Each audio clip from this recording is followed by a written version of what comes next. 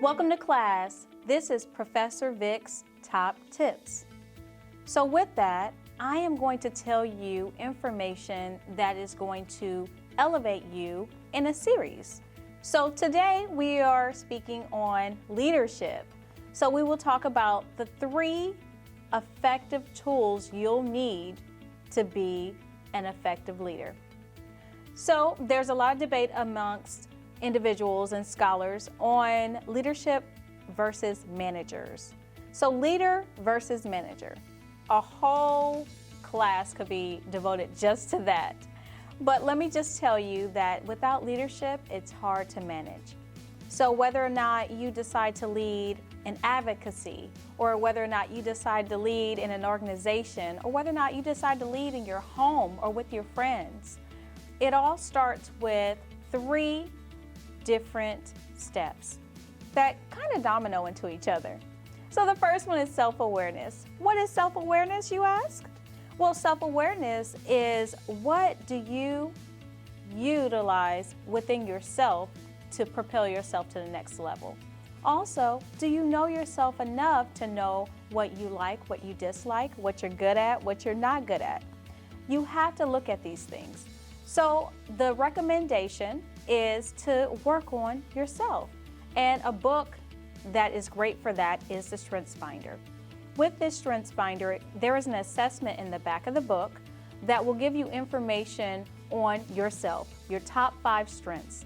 With those strengths, you will actually play to those strengths and not necessarily play to your weaknesses or your areas of opportunity.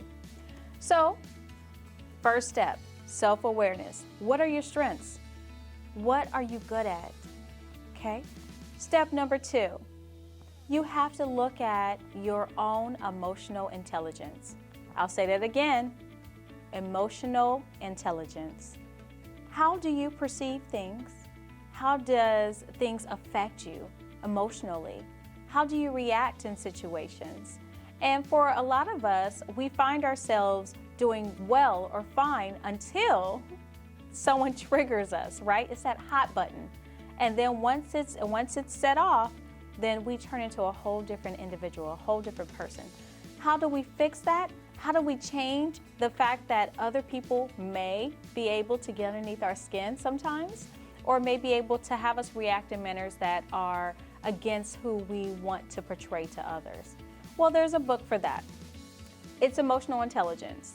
And mind you, I don't work for either of these companies, but I believe that they have so much knowledge and so much self-awareness in these books that they will help you to be the best person that you can be.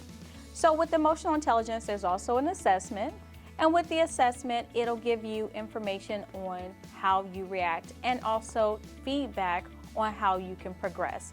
And we will discuss those books in another video, okay? So the third step is to look at, now that you've looked at, okay, what are my strengths? What am I good at, right? Then the next step is to look at your emotional intelligence. Well, now you're in a leadership position, but you have to figure out, how do you solve problems and how do you make decisions? And this also applies to every mode of your life, from whether or not you have enough time to take this other route to stop at the store before you pick up your children, or whether or not you should take this job opportunity because maybe the title's better, but maybe the income is not, or vice versa. Do I leave my job because I have difficulty with my colleagues or with my manager? Or do I find out if it's me or if it's really them?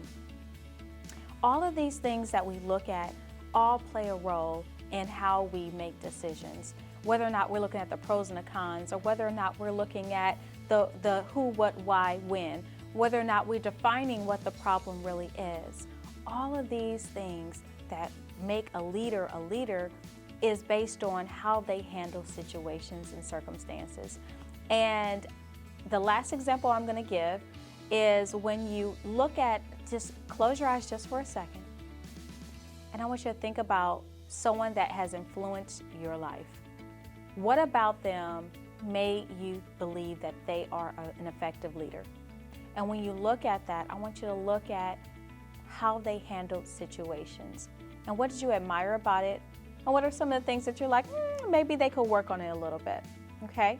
Once you look at those things, you'll see that either you're going to emulate those things if they play to your strengths, or you're going to tweak them so that you can lead effectively in the realm in which you are designed to do so. So this is our class today, but I look forward to next one. 3 steps. Number 1, what is it? It goes back to this book. It's your strengths finder, right? Your self-awareness. Number 2, emotional intelligence. How do you react with your feelings? And then number 3, your problem solving and decision making skills, which ties into the 2 books. So as you're looking at yourself, you will also learn a lot about the world that we live in. How can we make an impact on today, tomorrow, and those that come way later on in the future? Have a great day.